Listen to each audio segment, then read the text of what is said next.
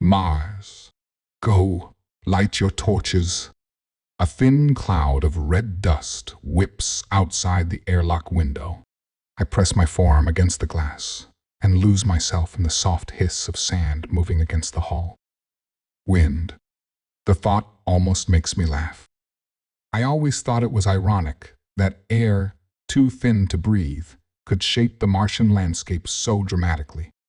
The canyons and spires, the plateaus and unforgiving mazes of mushroom-shaped rock, but now it makes perfect sense. Laying my head on my forearm, I watch the plume twist around the greenhouse module and vanish beyond its curved white wall. I've always loved Prometheus Colony. The idea of it, humanity's first real steps out the cradle. A city on another world. Our bold march into the heavens. Our chance to be gods, to shape a world as we see fit. Neither handed to us by God, nor shaped by evolution. A world devoid of life. A blank canvas, an unexplored frontier. And I wanted to be Magellan, Picasso, to shape my own destiny and that of humanity's future. And I have. I glance back at the pack, laying against the wall beside me, and cough out a single snorting laugh. Though not in the way I had hoped. No, I was not among the first to land here. Those who came first knew they'd be remembered for all time. Heroes, though like me, not in the way they expected. Despite all the rovers we sent, all the drones, all the samples and tests we ran, we could not have known, could not have prepared for every contingency. And there were conflicting reports right from the beginning. Hints of magnetic fluctuations, pulses even. No, the original settlers knew the risks well and gave their lives to establish a foothold here. I cannot help but admire such men and women. Their vision, their faith in humanity, in our future, nor will I ever forget their story. The lead pods lost power when the planet's magnetic field pulsed. Too high to deploy their parachutes and too low for the backup systems to kick in, they fell like asteroids. Those that followed made it through, but without the supplies of the lead pods, only had enough provisions to last a few weeks. Far too short a time for help to arrive. And of course, none of the pod's rockets were equipped to launch, only soften the landing. Mars was ever and always a one-way trip. Knowing their fate, the settlers used the time they had left to link the remaining pods together to form a base. They collected what they could, the solar arrays, batteries, and motors of the probes and drones that paved the way for their journey. They didn't give in to despair. They stuck to the mission and did the job they were sent to do. They made a village, a port, a foundation on which to build. As a result, every child on Earth knows their names, their stories, and their courage. Marjorie Green, Adolphus Henrich, Jose Lopez, Li Feng, and Joseph Sitting Bear. It was they that called me here, that inspired me to work long into the night, even as a child, so that I might follow in their footsteps. A dust devil spins to life a few dozen feet off the far end of the living module, just beyond the greenhouse. I bend lower, trying to see how high it goes, but my view is blocked by the edge of the door. I stand up and lay my head back against my forearm. It doesn't matter. The fact that it formed at all is evidence of our ignorance. The unknown. The thought always excited me before. Now, I don't know. I had thought that here we had a new beginning, a chance to do it over again, to do it right. I thought the mission, by selecting only the best and brightest, those with ideal characteristics, coupled with a selective breeding program here, we could rid ourselves of humanity's weaknesses. Become more than we were, a better species. a better humanity. After all, isn't that what evolution had been doing all along? Shaping us over millennia by trial and conflict, until at last we transcended the other beasts of the earth and were able to become like God? Isn't our mere presence here not a testament to that shaping? But now, I feel as Noah must have felt when his son found him drunk and naked on the floor of his tent. That it was all for nothing, that the taint remains.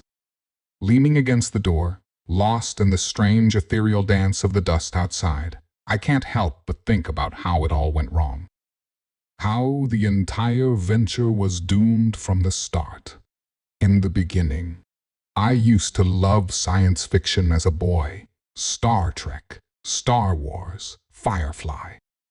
But fiction is, well, fiction. The reality of space travel is quite different.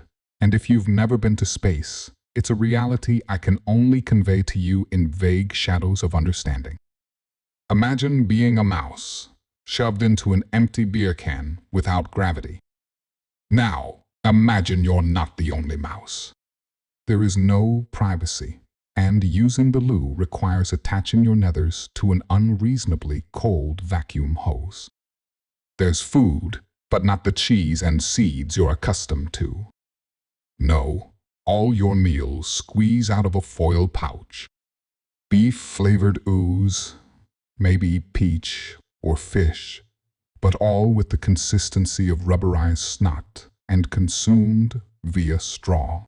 There were 10 of us on my transport, all crammed together in a tube, only slightly larger than a delivery van.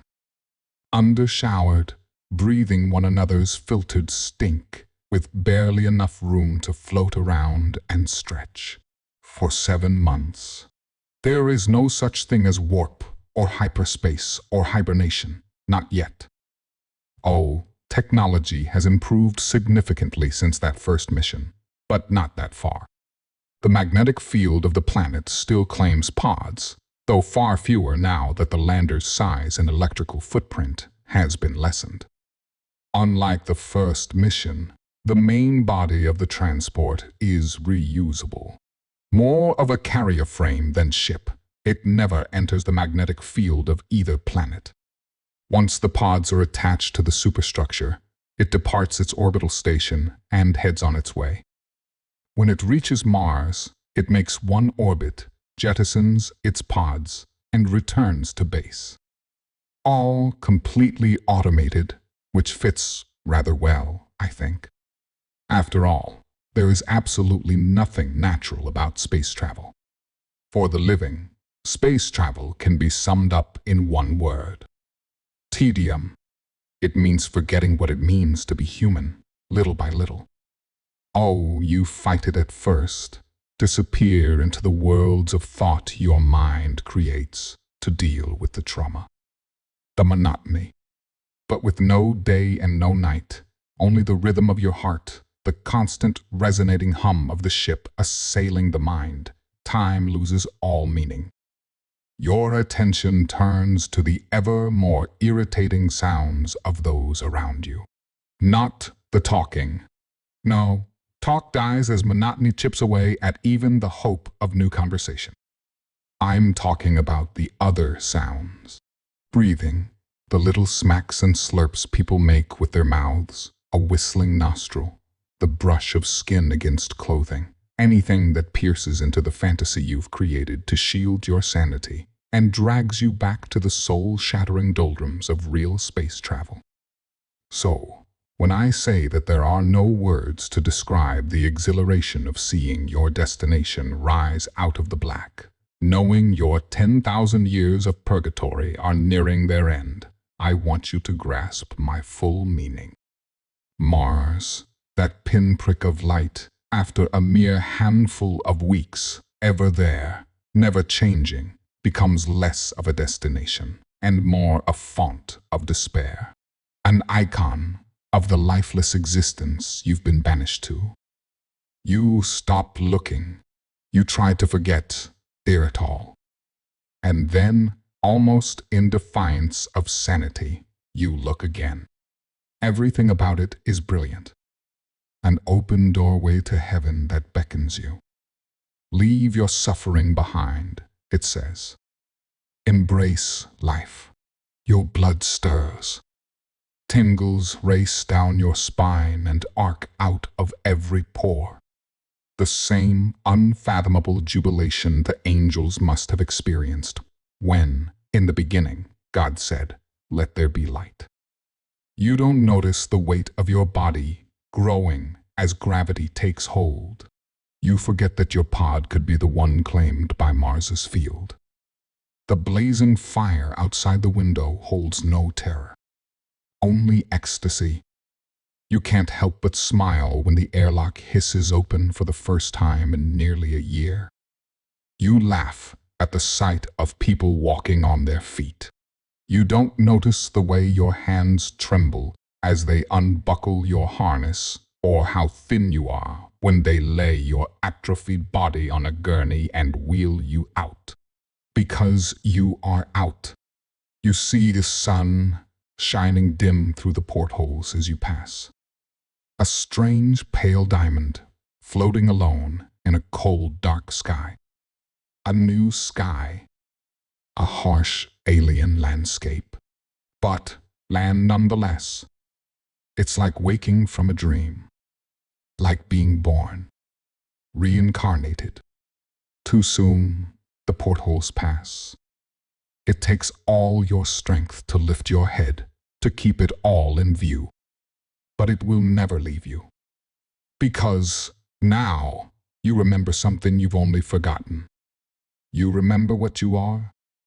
Human. And it was good. On Earth, people always talked about rehab being bitter work, and I suppose it is. If you're recovering from an injury, if your normal everyday life was stripped from you in one horrifying moment, coupled with the fear that you may never reclaim more than a shadow of what you lost. But after near a year, the excitement of new conversation, of movement, of purpose, sparks life into every fiber of your being. As for me, I never was able to release the reins, to trust my fate, my destiny, to others if I had any other choice. Even in rehab, even before my legs were able to support my own weight, my mind was at work, learning everything I could about the intricate web of personalities of those who lived here, studying every flick of the eye, every unspoken thought betrayed by the shrug of a shoulder or the stiffening stance when a superior entered or left the room, getting to know the clay I was to mold. Being a leader is more than having a grand vision. Hitler, Mao, Stalin, they all had vision, a world they wanted to create. But ultimately, they failed. History would tell you that it was because they were evil, that good always prevails, or some other such nonsense. But, like space travel, the reality is somewhat different. They ignored the clay. Most people are sheep. They follow anyone, any leader, so long as he's strong. Thinking requires effort.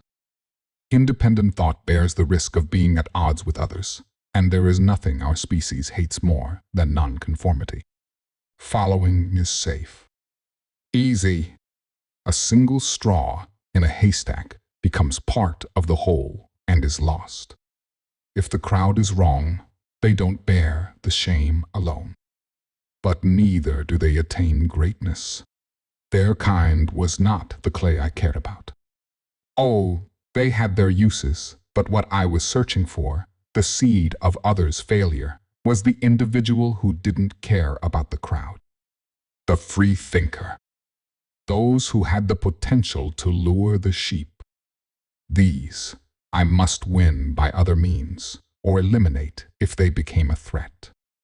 Only then would my power be absolute. And here, in this wasteland, on the precipice of destiny, so far away from help or supply, I could broker no rebellion. I had just begun standing when I met my first challenge, still supported by a harness and the hands of the doctor behind me, panting for the effort of taking my first steps. Director. Shaking, I lifted my head. Yes. Sub-Director Thomas reporting, his left eyebrow arched. Shall I come back later? I watched him fold his hands behind his back before I answered. The way he puffed out his chest and widened his stance accentuated his muscles, which I believed was the point. But it was the way the doctor's fingernails dug into my sides that told me what I needed to know. The strain in her voice when she hissed, "Thomas." I cut her off with a wave. I'd dealt with his type before, and Thomas didn't choose this moment by accident. He wanted to catch me at my weakest, to test me, to see who he was dealing with, to establish dominance if he could. Everything that followed would be cast in the light of this moment. And so, summoning every ounce of strength I had, I forced myself to stand and meet his challenge. Now is fine. What is it? He held my gaze, unwavering as I rose, but I couldn't help notice the subtle twitch in his eye, nor the hint of the smirk on his lips when he said several pods did not survive entry. So that was it. Any of the pods might have been lost, passengers or supplies. It was part of the risk we all took, but better accepted in theory than practice. He wanted to gauge my reaction, my emotional fortitude. Resolving to control the exchange, I nodded. This was to be expected, and seeing as I was currently alive, that left only one option. Which were lost. Hardtack, environmental control modules, and the other passenger pod. I see. I took a deep breath in through my nose. Regrettable. Hardtack was only food under the vaguest possible definition. All the calories, vitamins, and minerals a body needs was the sales pitch in basic training. And they certainly got the mineral part right. Hard as granite and the gritty aftertaste of sandstone. After eating my share in training, unlike Sub-Director Thomas, I wasn't entirely convinced they hadn't survived the crash. Regardless, I would not mourn them. Being that as it was, their loss was potentially problematic. Brief me on the situation with the greenhouses. How far from sustainability are we? Thomas blinked. Sir, perhaps you didn't hear me. We lost a passenger pod. I know. I heard. My shoulders slumped in what I hoped looked like a mournful gesture. And we will be holding a ceremony to honor the dead, but they aren't our aid. My concern now is for the living. His gaze drooped for a moment, only long enough to mumble, "Aye." But when he raised his head, his demeanor had changed. Without the control modules, we'll need to rob a few parts from the outlying residential units, but we should be a self-sustaining outpost by this time next year. A hint of his probing stare returned. Provided you don't mind sharing a bunk. Still testing. Not at all. Give me as many roommates as it takes. I huffed out a laugh and slapped his shoulder as hard as I could manage. I have many faults, Tom. But pretension is not one of them. There are no kings here. But as my hand slid from his sleeve, his face became a mask. Good to hear. Without the hardtack, things looked to be a bit slim for a while. How slim? Well, he sighed. The next shipment is due in 4 months. Assuming everything runs to plan, we'll make it. But it means cutting rations by a quarter. Mom, the new director arrives, and his first act would be to cut rations by a quarter. Not a promising start, and no good for morale. How would your former director have dealt with this? Thomas snorted. by claiming more food was lost than was. Probably go to half ration to build up a stockpile. What? Yeah, well, he wasn't exactly well liked. Thomas scratched his nose in a failed attempt to hide his disgust. Kept himself one hell of a stash. Enough to buy people with in an emergency. He leaned forward and pressed his index finger to his lips, as if sharing a secret. I'm not entirely certain his Enviro suit malfunctioned the day he died, if you get my meaning. Hard not to. But what really caught my interest was the manner in which he said it. Matter of fact, without the slightest hint of warning or threat. Regardless, I needed to separate myself from the former director's methods immediately. What happened to this stockpile? Could we add it to the tally and not cut rations at all? Thomas winked. Already done. Good man. I offered him a slight smile. Get to work on reassigning quarters and get those greenhouses up to specs as quickly as possible. Let's see if we can shave a few weeks off that sustainability estimate, shall we? Thomas gave a slight bow, turned on his heel, and left the infirmary with his hands still folded behind his back, whistling. I forced my body to stand until the door hissed closed behind him, then flumped down on the support bar. That, the doctor chuckled. That was incredible. Oh, I groaned. I think you may have actually made a friend of Bloody Tom. I rolled my head around to look at her. Bloody Tom? Why bloody? Because he's rumored to be the reason you're here. She slid her hands up under my arms and coaxed my weight from the bar to the harness. He's the last one to see the former director alive. There's no proof, of course, and suits do malfunction on rare occasion. Oh, I swear, my body gained 30 pounds in that moment. Thanks for the warning. But then it occurred to me, I didn't even know her name. Lisa. She stepped over to where my wheelchair stood waiting against the wall and pushed it under me. Dr. Lisa Chavez, Chief Medical Officer, the Tree of Knowledge.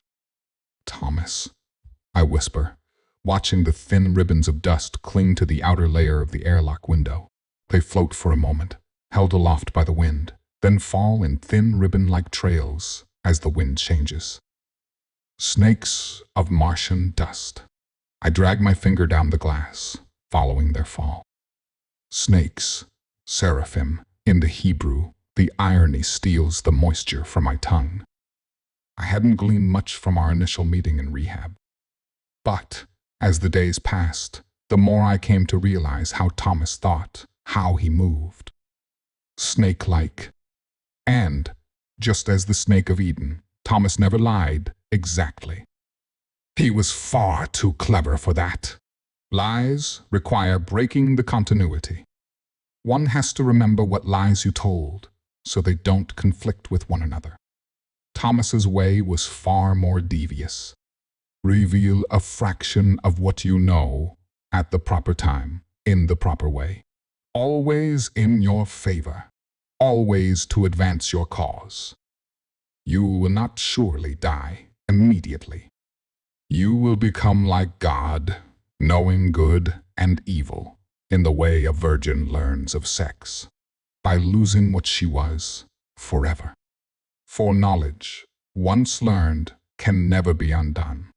His manner, coupled with Lisa's warning, kept him always on my radar and never in my trust. Weeks passed. Our relationship remained unchanged. Until one night, in ops, as I stood peering over the shoulder of the only technician on duty, Wu Ying Jun, trying to make sense of the reverses we'd been suffering. The readout for Greenhouse 4 indicated an energy fluctuation. It wasn't much, only a few hertz, but enough to trip an alarm. What's the damage, Ying? He slid his finger across the screen. No damage. Just a polarized negative power coupling. Laying a hand on the side of the console, I leaned in to study the data. Looks like a surge from the solar array.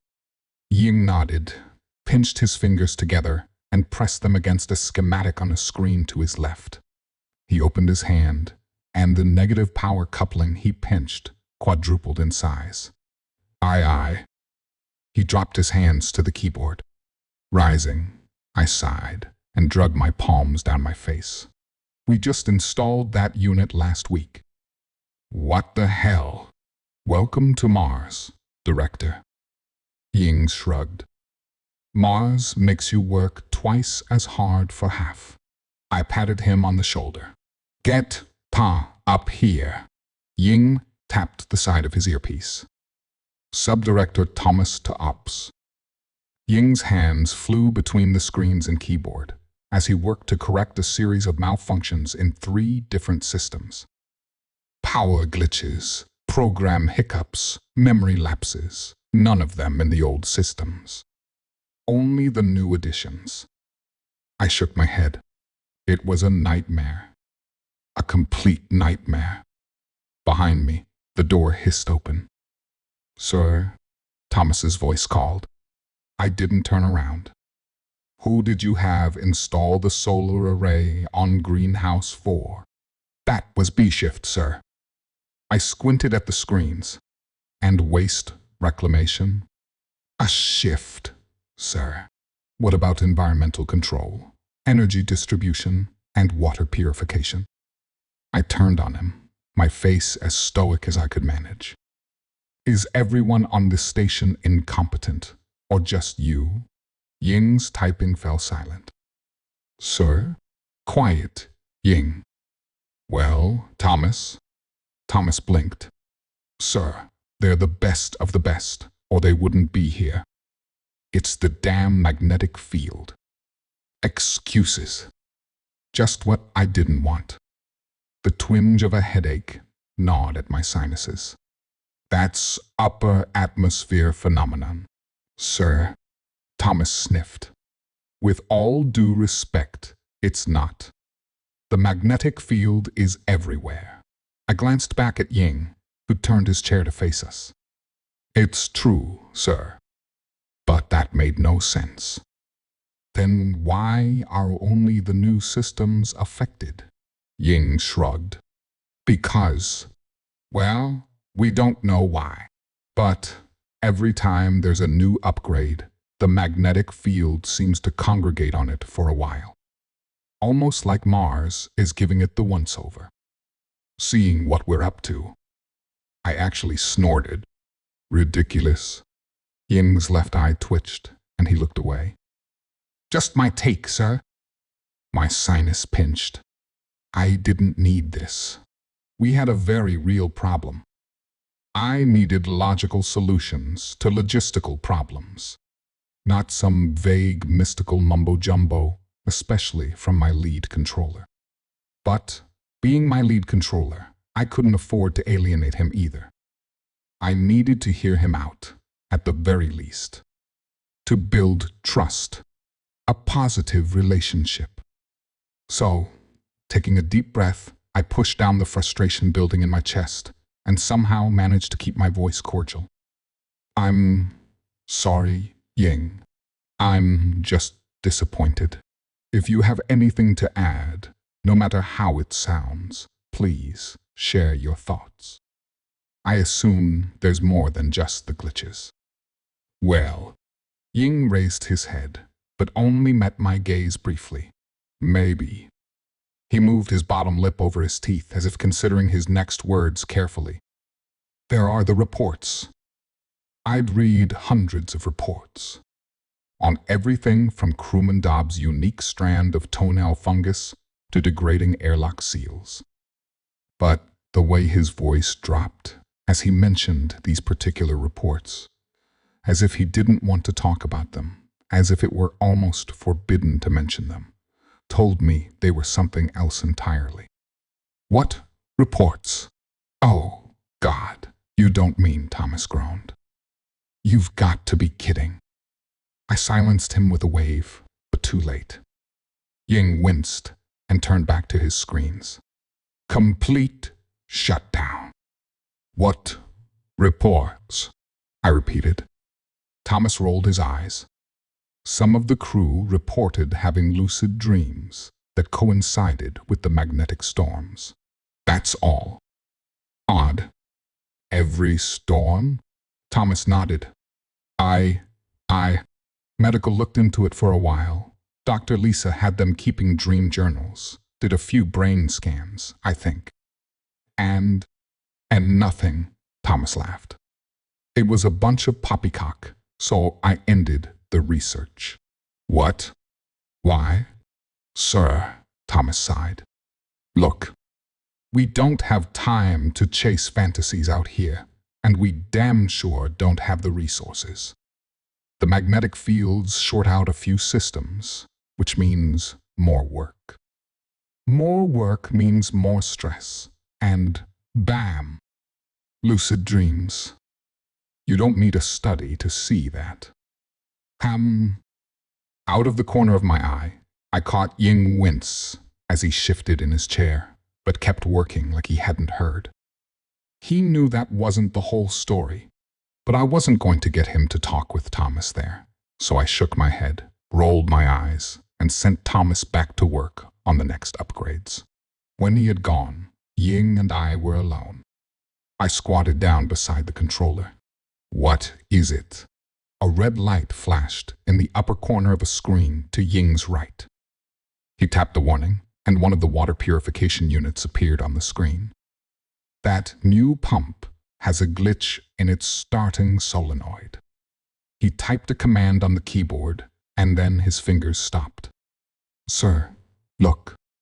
We aren't much different than the systems here. Sure, electrochemical versus... He took a deep breath. What I mean is, magnetic fields can affect biological systems, especially brainwaves. My sinuses throbbed.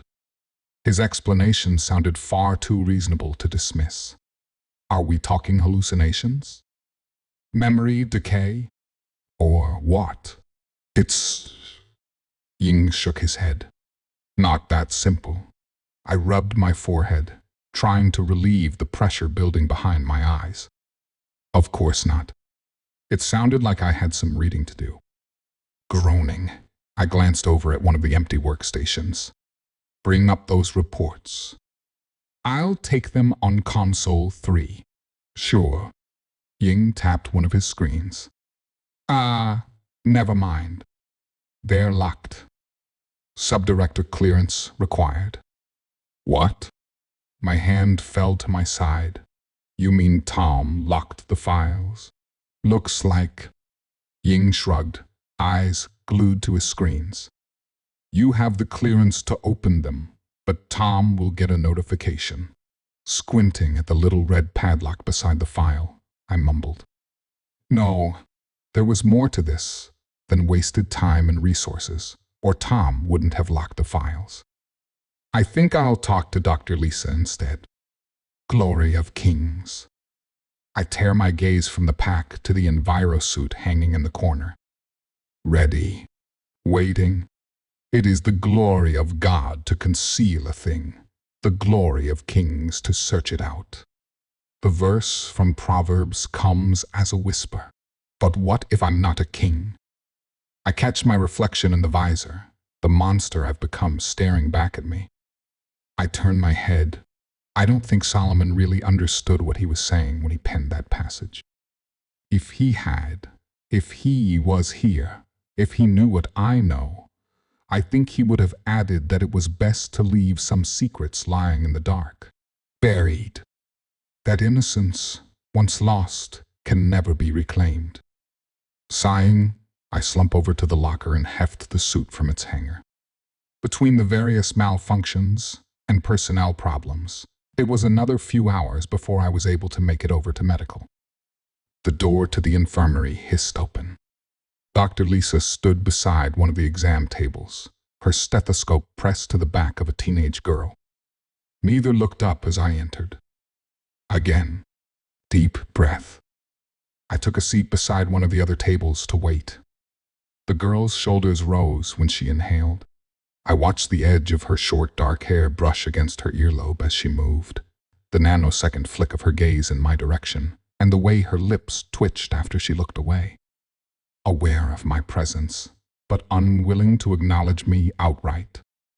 Not afraid, but cautious, studying me from the corner of her eye.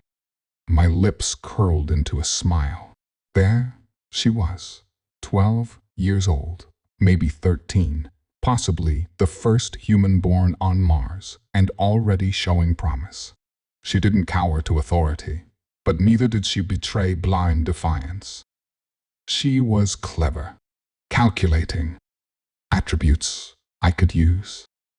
Mold, despite the secret she was so obviously concealing. Yup, just as I thought. Lisa lowered her stethoscope.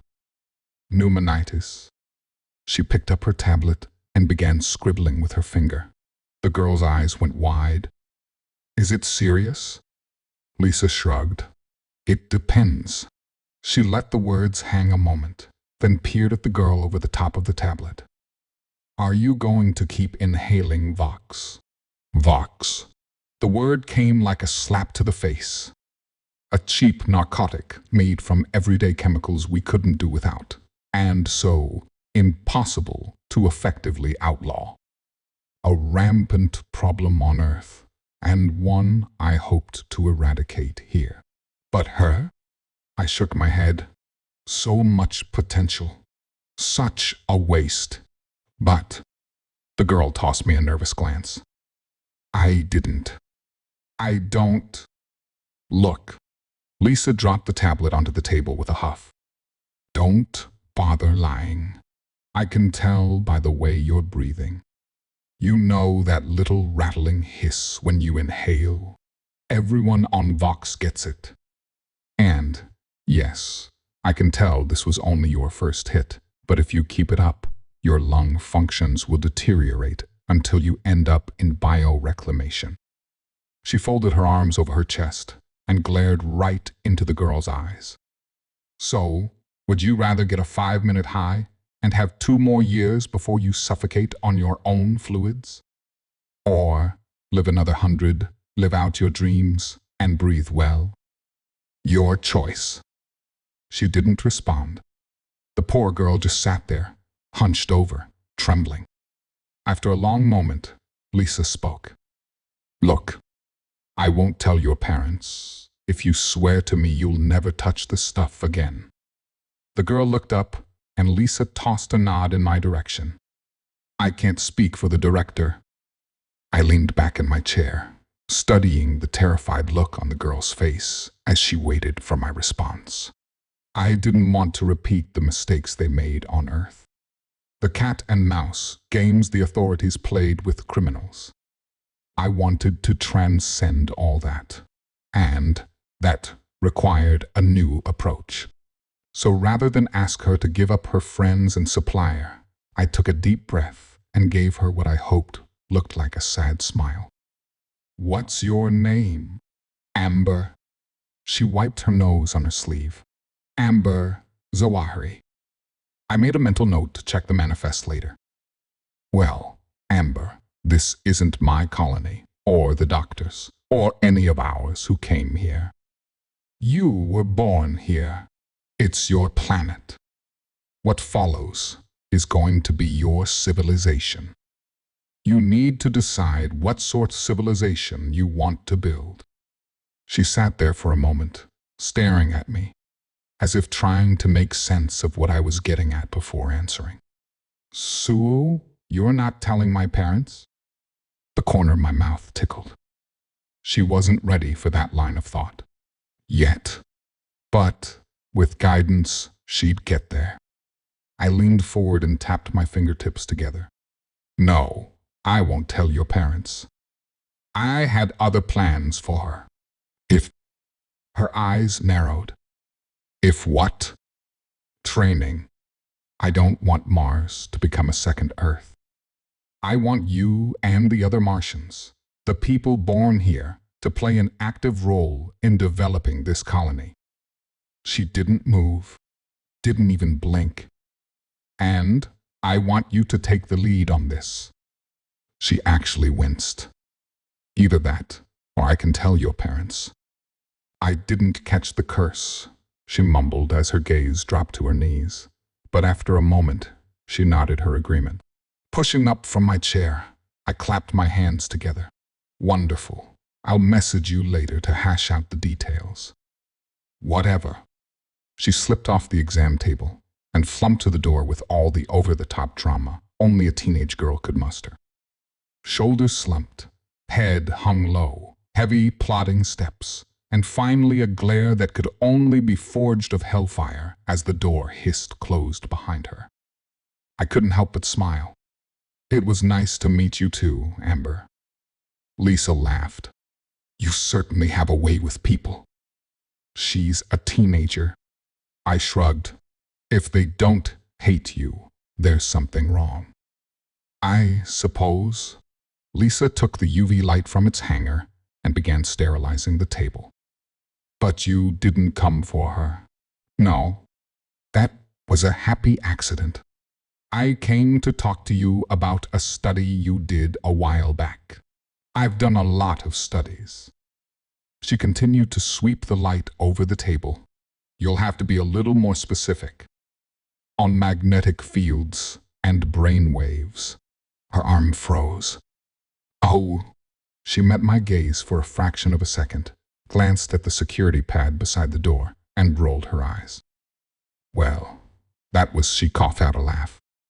But I didn't understand. Was what? A while back, some of the settlers were getting wild dreams. She finished sterilizing and hung the light back in its holder. I suspected the magnetic fields might be disrupting neural activity, but as it turned out, no. Nothing so extraordinary. Ah, so Tom was right. It was stress. Pursing her lips, Dr. Lisa stepped around the table, closer to the security panel. No. She nodded at the door. As it turned out, your new prot GE was to blame. She bobbed her head side to side. Well, her friends, anyway. How so? She folded her arms over her chest and leaned back against the panel. By mixing Vox in the most out-of-the-way place Prometheus colony has. Air filtration. My headache came back with a vengeance. You mean they were caused by Vox vapor getting into the oxygen scrubbers? Behind Lisa, the panel beeped. Warning. Medical surveillance deactivated. Oops. Lisa smirked. She stood up, and her expression took on a far more serious cast. No, but we can't talk. Not here. Not now. She turned around and typed a series of commands into the security panel. We'll talk in a week or so, maybe. One of the crew will come down with a possible case of Vendorian fever. We'll need to discuss quarantine. We can talk then. She caught my gaze and held it for a moment as her finger lingered over the enter key. I can't leave this off any longer. Shutting it down at all was a terrible risk, but you believed what I said about Vox being the cause of the dreams. So there is no reason to dig or discuss this further with anyone else. Understand? No, not really. Oh, I understood well enough that she believed there was a conspiracy. One I already highly suspected revolved around my second-in-command. But how the magnetic fields fit in with all this, I had no idea. I nodded anyway. Lisa's face relaxed. Good. She tapped enter, and the screen flashed green. Security protocols engaged. The more knowledge, the more grief. I have a secret. That's what she told me. Something important. That's what she said. Flumping down on the bench, I flopped the Enviro suit on the floor in front of me and slid my feet down the legs and into the boots. Torture. That's what it was. She didn't explain, and obviously didn't want to be overheard. True to plan, I never mentioned the reports again, but I couldn't remove the splinter she planted in my mind. So, I poured all my curiosity into Tom instead. Delved into every file. Followed him on the security feeds. Spent every free moment getting to know the man. Probed his every thought. Studied his every reaction. And despite Lisa's belief he had a hand in my predecessor's death, I found in him a mind much like my own, less intelligent. But the more I came to know Tom, the more I liked him. The more I came to trust him. I stand up and tug the suit up over my thighs. Tom wasn't my enemy. In fact, he too noticed that there was a definite pattern in the malfunctions. The fields didn't affect every new system. Only those dealing with biofunctions. The greenhouses, air filtration, waste treatment, and the like. They never afflicted computer function or energy production unless that array fed a biosystem. And even more perplexing, that these glitches, while troublesome, were not devastating to anything but swift progress. The malfunctions were repaired, and the grind continued. More concerning still was something he didn't mention outright. Something more felt than seen. A crawling sensation I couldn't put my finger on. An incessant tingle that never departed.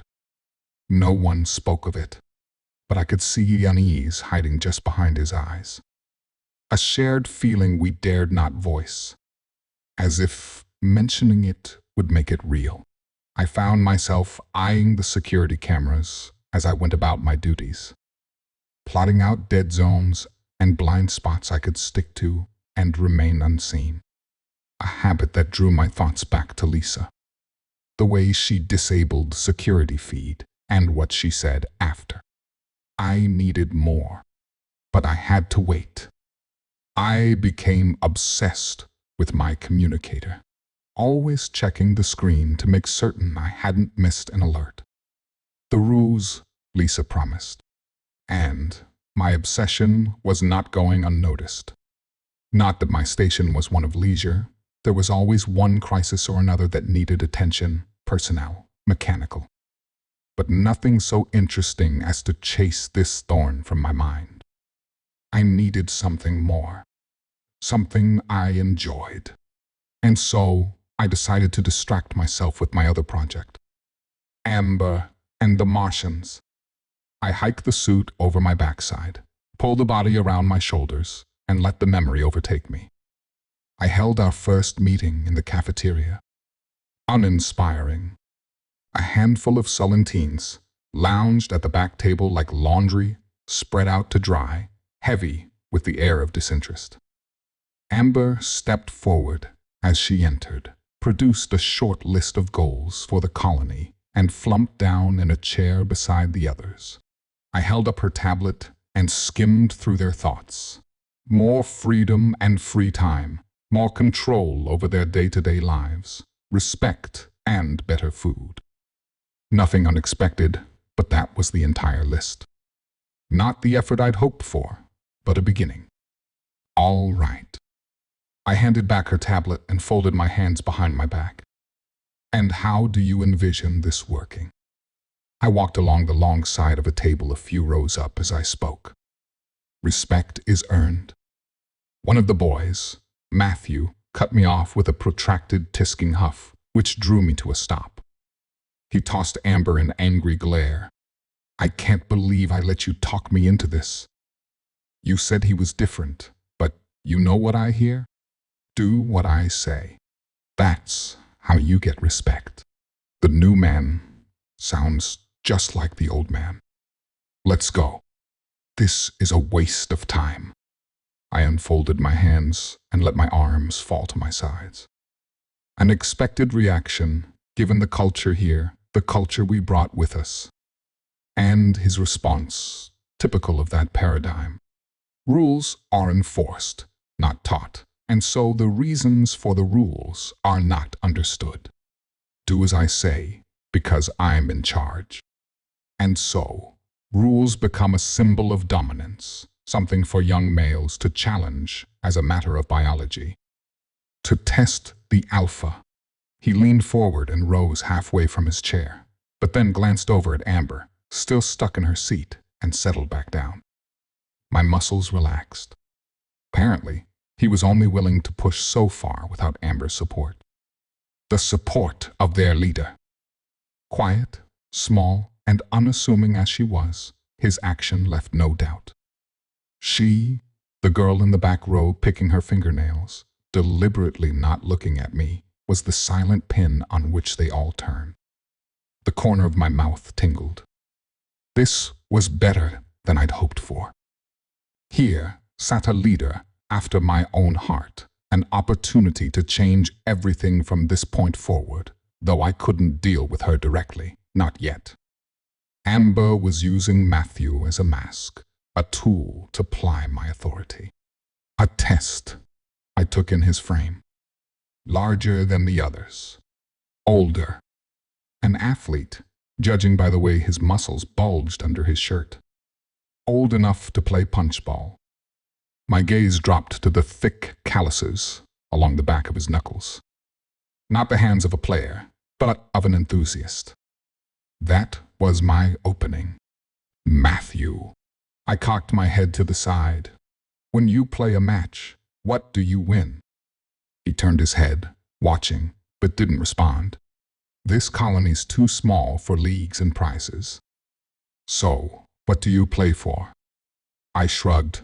For Vox? Several of the others tensed at the word, but not him.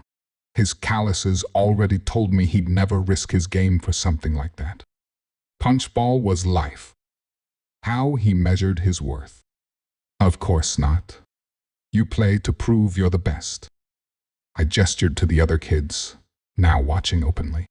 To them, yes, but more importantly, to yourself. For respect. I let this hang for a moment before adding. As I said, respect is earned. What would make you proud to be a Martian? Amber looked up from her fingernails, her lips pulled into a tight pucker. What makes you think we aren't?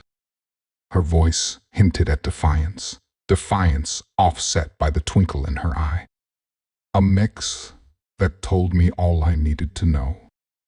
That we were kindred spirits, her and I. That here I had an ally, a rival, and Prot G all in one. Someone to keep me sharp, so long as I proved worthy. And so I folded my arms over my chest, met her gaze with an icy stare, and threw down the gauntlet, knowing she would take it up if for no other reason than because it was a challenge.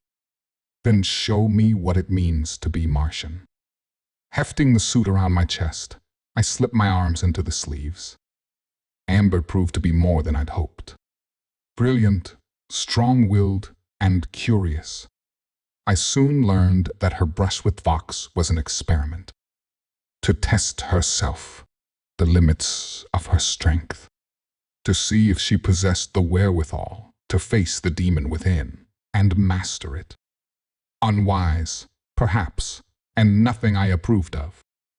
And master it she did, as she did all the challenges I presented her. It was her that ended the use of the narcotic among her peers. Her that led the physical regiments. Her that set the bar for academic excellence, creativity, and intellectual dexterity. It was her who pushed the other Martians to the limits of what they could be and beyond. Not by force, but by awakening the spark of greatness within them. She never belittled another if they failed at a task. In fact, to her, there was no such thing as failure. No, her view was entirely different. Her team was an orchestra, and she, the conductor, the composer. Each Martian had their place, each their notes to play. To expect a violinist to play the harp was asinine. She saw it as her job to discover each Martian's place, their talent, and the music they played together became flawless. I lurched my body forward to toss the bulk of the suit higher, reach back over my shoulder, and pull the neck ring up and over my head. They became everything I hoped to create here. Sighing, my gaze drifts back to the pack by the door. I reach down to my crotch, activate the seal mechanism, and work it up along the front of the suit until it closes tight. But that was then. You will not surely die. Reaching back into the locker, I take the gloves from their place on the shelf, slide my fingers inside one by one, and snap the seal closed along the wrist. I never considered myself a religious person. I trusted reason. Science. Oh, I studied the faiths of Earth diligently, but not as a believer. I studied so that in studying, I would come to better understand the human experience, how believers thought, their motivations and likely reactions. It's not that I discounted the existence of God or beings beyond our perception, spirits, or whatever you wish to call them.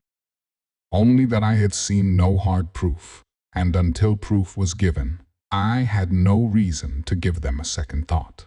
Now, well, now I know more.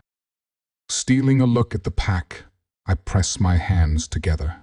My fingers seat into the gloves, and the internal pressure bags swell against my skin. I was in Greenhouse 3, shirtless, and lying on my back under a plugged moisture condenser, up to my elbows in slimy brown algae when my communicator dinged. I turned my head and glared at the little black watch resting on top of my shirt and jacket, the blinking red light on its side. Highest priority. Lisa's ruse. It had to be. Took you long enough, Doctor, I muttered as I worked my arm up into the pipe, searching for the clog. Only a month late. But in truth, it was the greenhouses I was annoyed at. The constant glitches and malfunctions that kept us perpetually at the same threshold as when I arrived. Merely a year from self-sufficiency. Yun answered. My communicator beeped louder. From somewhere near the top of the unit, Tom called. You've got another high-pitched beep. Cut him off. I mean, we've got a message. Grabbing a fistful of slime, I pulled my arm free of the plumbing and flung the algae into a tub beside my head. The stink of moldering decay hit like a hammer. Priority 1. We're needed at Ops. No other info. Ops. I squirmed out from between the plumbing. I thought she'd do this in medical. I sat up, snatched a rag from the tool chest, and mopped the filth from my face and arms. One of the gardeners, David, the hydroponics expert, tossed me my shirt. I nodded my thanks as I struggled to get my sticky wet arms into the sleeves. I think I got the bulk of it. Turn on the pump and let it flush out the rest. By the time I slipped into my jacket and fastened the communicator around my wrist, Tom had already joined me at ground level.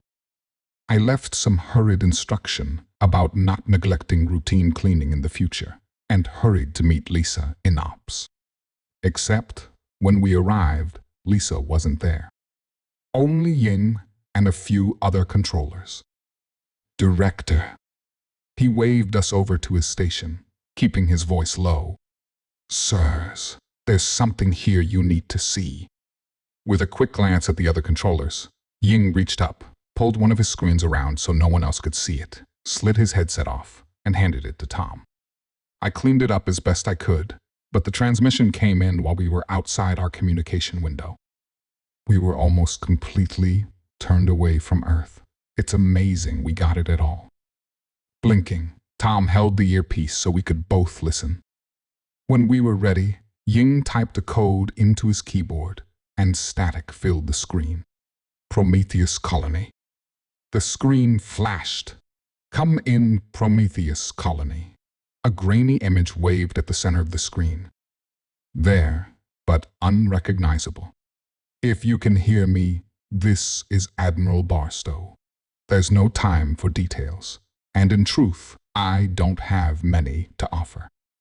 What I do know is that at 1600 hours, we were hit by a barrage of ICMs.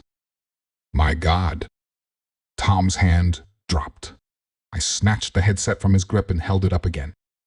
We don't know who initiated first launch, or why, the Admiral continued. I guess it doesn't really matter at this point anyway. All that's left of humanity is either dying, hiding in bunkers, or you. The vague outline of a man sitting behind a table or desk appeared on the screen. All orbital infrastructure has been obliterated. Repeat, you will receive no more assistance from Earth. He seemed to cover his face with his hands, and his voice fell to a low grumble. I'm sorry, but you're on your own, Prometheus. Godspeed. Earth out. End of signal. For a moment I just stood there, staring at those 3 words hanging in the center of the screen.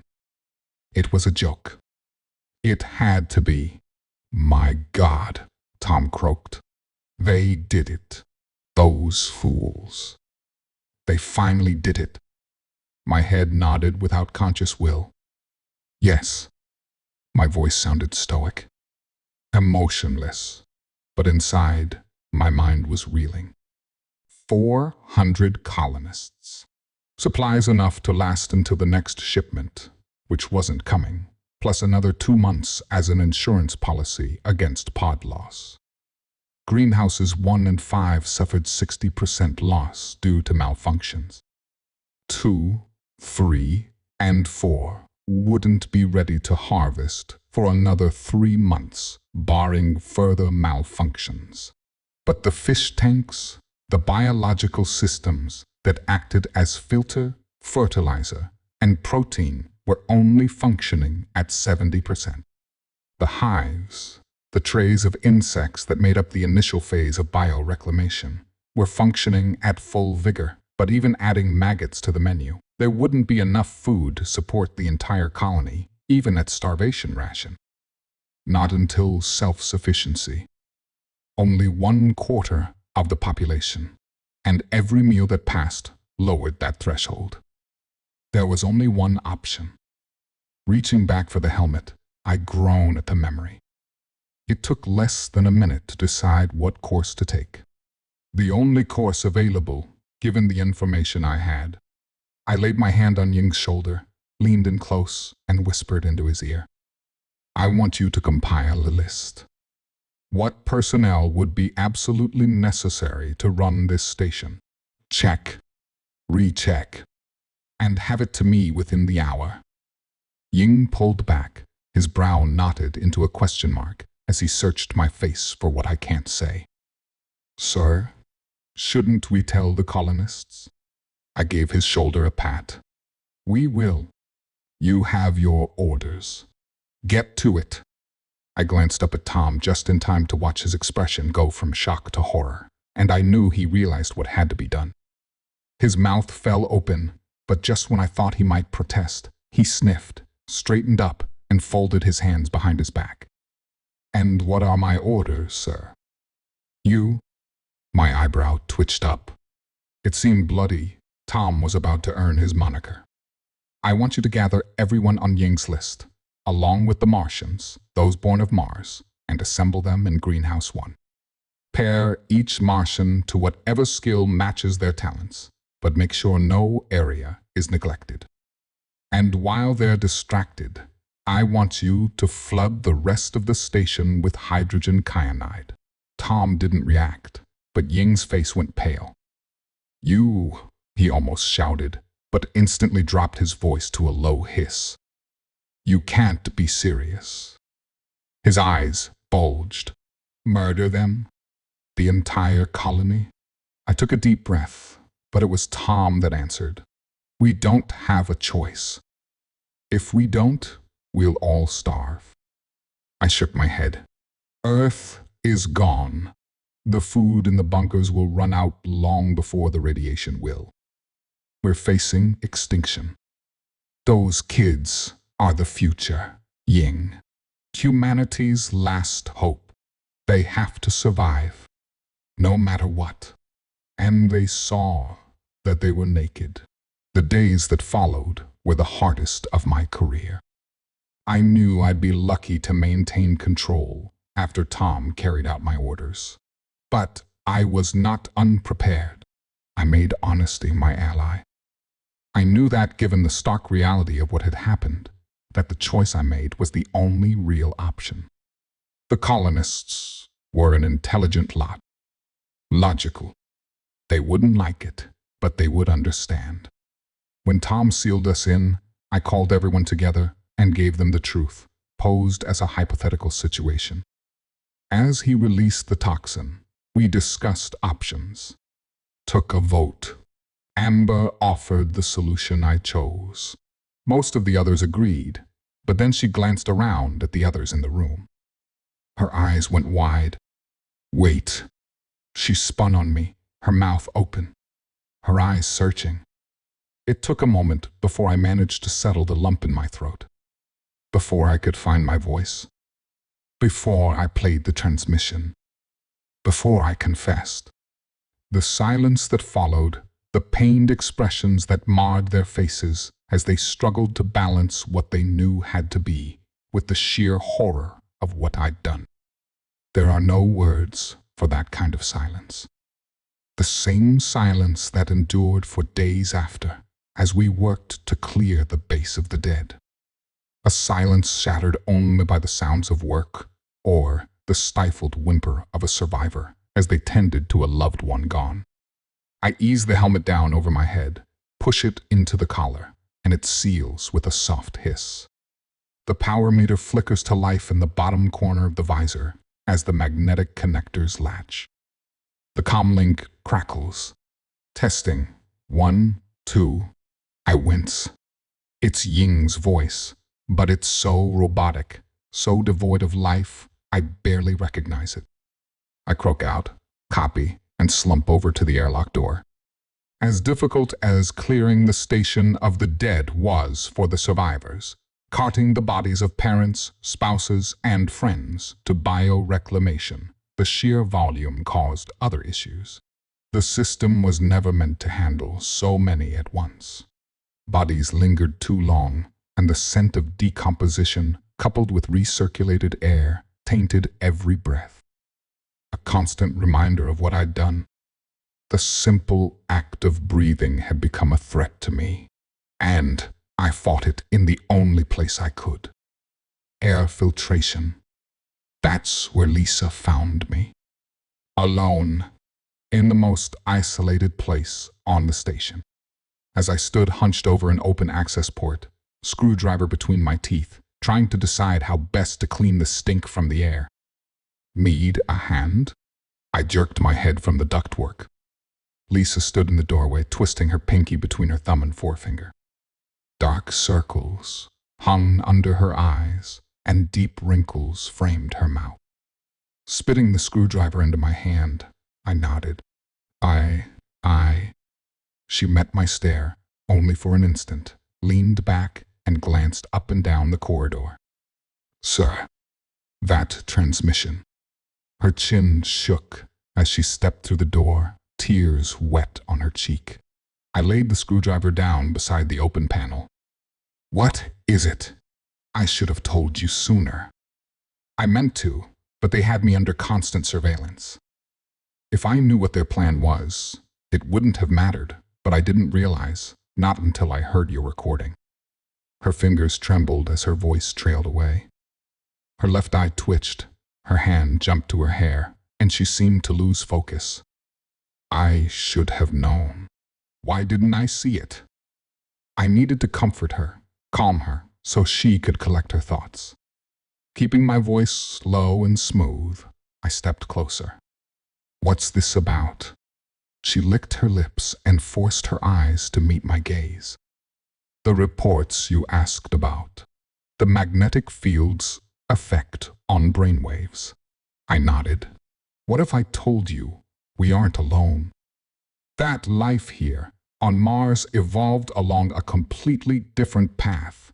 Nothing we'd even recognize as life, as energy patterns and fields.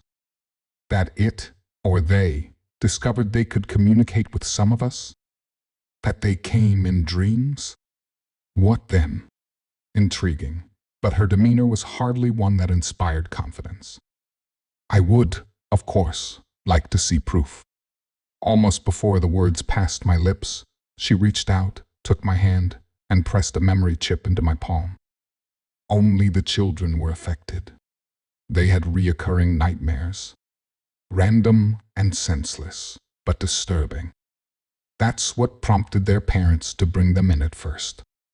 Initially, I thought it was Vox or some other substance. But then I realized they were all having the same dream. All of them. The same images. She shook her head. That's when I started the study. I discovered the increase in fields coincided with the nightmares. That each night they became clearer. A single voice pressed into many minds. As time went on, their fear lessened, and they became less willing to talk about it. They began to trust it, to rely on it. Their thinking changed.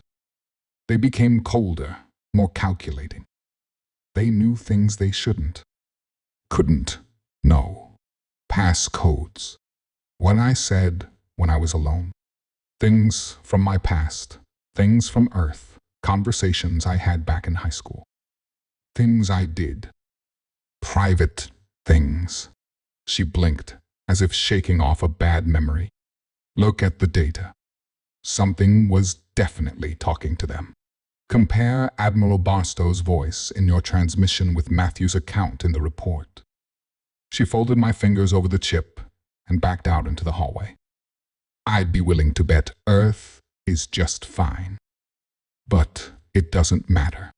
You won't be able to get a signal in or out, and I doubt we'll be getting another shipment through. Not unless Mars wants us to. Footsteps sounded in the hallway. Lisa glanced off to the right, said, "Yes, sir. I'll get right on it," and without another word, turned and left. I stared at the chip in my hand, numb. Not even sure I wanted to know what I'd find. Spirit of the air. My world consists of what I know to be true. What can be proven with hard fact, science. But I do believe in myth. The scattered shadows of memories, told and retold across time and culture, mutated by the telling, but a history all humanity shares. But in that file, I found the truth behind the myths. Our forgotten past. The shadows of the future, if those warnings went unheeded. I flicked the switch on the panel beside the exterior door. Flashing red lights replace the bone-white glow overhead, and the computer's voice rips across the comlink. Warning. Depressurization commencing. Interior door sealing. I turn my head to watch the bulkhead roll into place and slip forward, using the atmosphere of the station to seal it in place as I wait for the air to drain from the lock. I found a quiet corner, one of the abandoned residential sections, and spent the next few hours watching Lisa's report. Each Martian, each child independently recounted a vague image that became defined. A wisp of flame that settled into the shape of a man over time. A man with snake-like eyes who cloaked his body behind 4 great wings and flew with another 2. The exterior door slides in and rolls into the wall. Martian dust sweeps across the threshold and swirls around my feet. I meant to compare Matthew's voice with the Admiral's, as Lisa suggested. In fact, I barely had the transmission downloaded when my communicator buzzed. I glanced down at my wrist. The message was Ying's, but his words made no sense. Airlock 4 has been opened. The children are missing. No envirosuits active. I tapped reply and had just lifted my wrist to my mouth when another buzz interrupted me. Amber. Hitting cancel, I tapped hers. A timed message. One she recorded earlier and programmed to send now. I hit play. Amber's sigh broke the silence. So, I guess by now, Dr. Lisa found a way to slip you her files. She gave a snorting laugh. I almost feel bad for you. So boring. I can't even believe we were ever that stupid. Anyway, I wanted to thank you. See, you were right. We can shape our own future. We don't need all that baggage from Earth. Earth morals and customs. Marvin told us that before you even got here, in our dreams. She gave another laugh. That's not his real name. You can't say his real name with your mouth, but whatever. We're more like him than we are you anyway. You're human. We're Martian. We belong here. But the other Martians, the original Martians, weren't convinced. I guess their leader went to Earth ages ago. But he never came back, and they never heard from him again. Their leader? I mutter, thinking back to the description from their dreams, matching it to images from mythology. The forgotten history. 6 wings. Fire. But I can only think of one. Isaiah in the temple. The 6-winged seraphim. Before the thought coalesces, Amber continues. They didn't know what happened, not until the first humans landed. For some reason, they can't leave Mars. Something about a change in the sun, trapping them in the atmosphere. That's what they think happened to their leader too, only on Earth. That's why they reached out to us. So they can teach us, make us stronger in ways you can't imagine. That way, they can send us back to Earth and help him break free. That's why we tricked you. Marvin said we needed to prove we were committed first. We needed to cut ties, kill everybody that would get in our way. Anyone who would keep us from reaching our true potential. Anyone who would keep them from becoming gods, I muttered. Seraphim is Hebrew for serpent, burning one. The spirit of the air. My next breath did not come willing. I knew exactly who their leader was, now. The snake of Eden. The truth behind the legend. The Satan. They made Amber and the others the same offer he made Adam and Eve. Or at least the primitive people he encountered. And like them, Amber took the bait. But that's not you. Amber's voice sounded smooth, almost hopeful. You helped us. You gave us the strength to do what had to be done. That's why I'm leaving you this message, so you can join us. She took a deep breath and laughed. I'm recording this from outside the station. Standing barefoot on Mars, the sun on my skin, and it's glorious. Come soon. Her voice cut off. I glanced down at my wrist, at the little red dot flashing on a map on the screen. A peculiar worn bluff. One that baffled astronomers for well over a century. The face. They're headed for the face. I squat down, carefully tip the pack off the wall, gently heft it onto my back, and slowly buckle the straps. Every mythos on Earth depicts their leader in the same light. Evil, power, mad. Whatever these beings had in mind, there was never any question I was going to follow. I step out onto the planet's surface. Sand tinks against my visor. A soft reminder that I'm still human, still flesh. I slump to the east, past the corner of the greenhouse, to where Amber's homing beacon says she should be. I kick at a mound of sand, and her communicator rolls free. I don't stoop to pick it up. She's not here. No bodies. It seems they don't need enviro suits anymore. Lisa's voice crackles in my ear. God, I hope you know what you're doing. I nod, even though I know she can't see me. Slide my hand up the strap of my pack and arm the explosives. Arming it now seems silly somehow. After all, it's a long hike to the face, but I don't know how much time I'll have to detonate. If Mars will know what I'm doing and disarm it, or if the explosion will even harm Amber and her Martians anymore. If Marvin will shield them. But I know I'm the only one that even has a chance to stop them. That I'm the only one they trust. And that I can't let Mars have them. I won't.